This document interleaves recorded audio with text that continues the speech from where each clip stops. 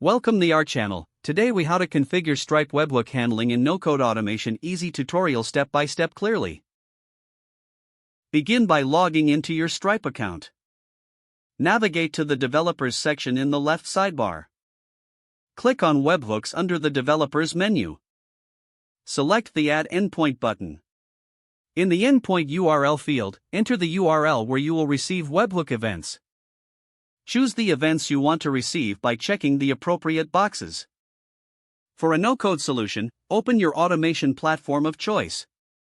Create a new workflow or automation project. Select the webhook trigger option from the available trigger options. Copy the webhook URL provided by your automation platform. Return to your Stripe account. Paste the copied URL into the endpoint URL field. Ensure you have the correct events selected that correspond with your automation needs. Save the webhook endpoint in Stripe.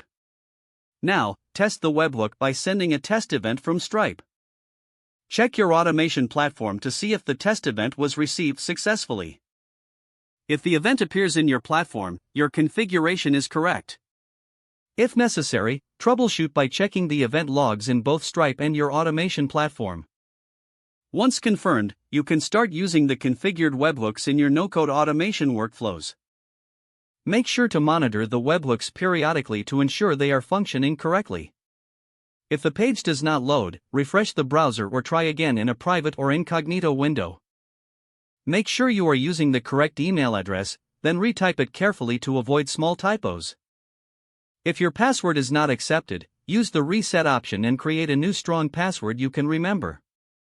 Check your spam folder for verification or security emails, then complete any requested confirmation steps.